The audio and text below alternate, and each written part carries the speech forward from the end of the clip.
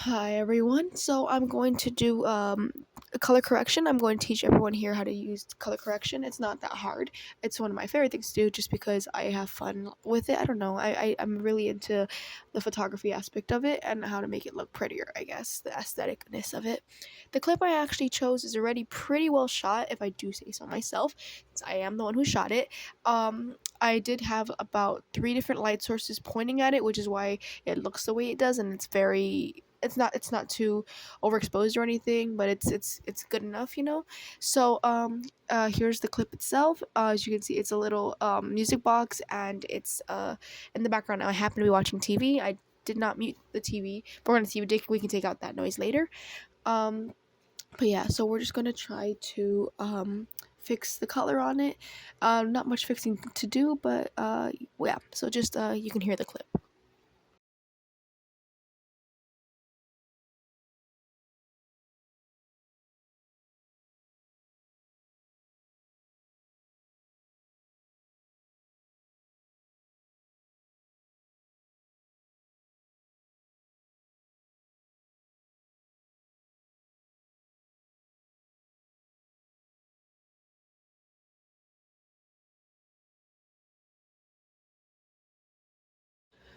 Okay, so as you can see, there was a little bit of background noise, so I'm gonna try to take that out really quick.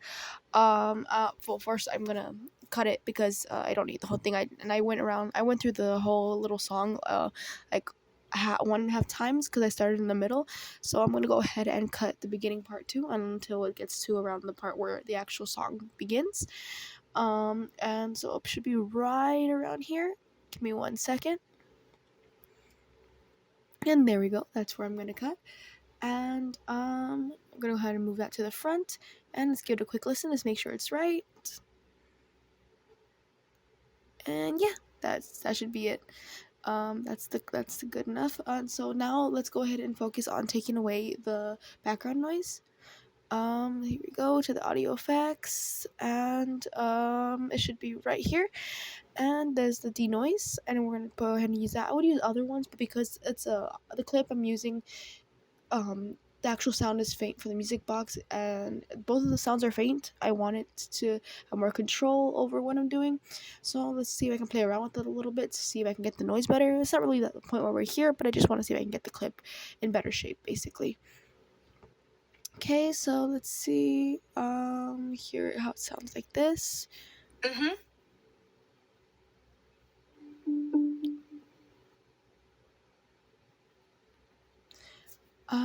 And so yeah, let's see if we can fix something. Um,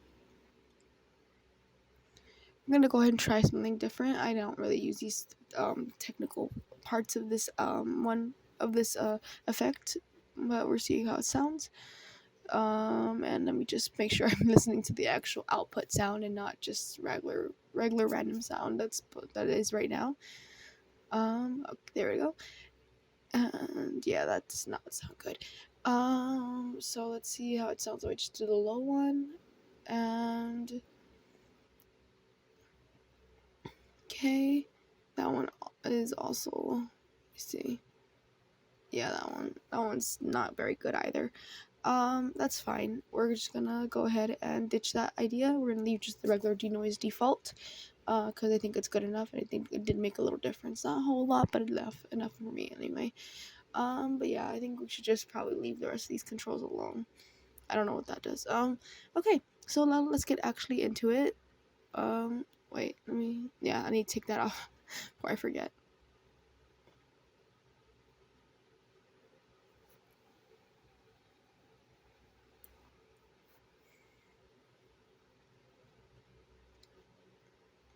Okay, yeah. So let's do this. So we're gonna white balance it really quick. So that white part right there, it's gonna help change it. As you can see, it didn't really change much, but because like I said, it's already pretty well balanced.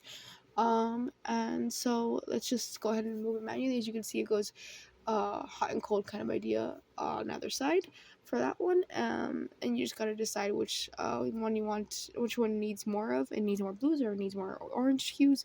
It kind of depends on the clip and the situation. And then same thing for this one right here. I don't really have to change them too much because it was already, like I said, a good clip. Maybe not a good for this example, but a good enough clip overall. So we're gonna go ahead and just play around with it a little bit, and at some point, as you're gonna see, I'm moving the shadows, the whites, the blacks, all the little things you can change in it. But at some point, it does become more about like your preference, because something that may look more aesthetic to you may not look aesthetic to someone else. Yes, at some point when you do the white balance, that is supposed to be the best way for it, but also it just depends on this clip you're working on, the scene. For this one, I'm going to try to make it as regular as possible. I don't want to make too many changes so that are too big, because I want it to look realistic enough, and just the way it was shot basically. If you did want to do something out of the ordinary, you could always add more shadows or more highlights or anything in between. But yeah, so I'm just gonna go ordinary, and that's pretty much about it, I would say. I think it looks good like that. Honestly, I don't think I need to change it much to begin with, but I think it's good the way it is. And yeah, that's how you do color correction.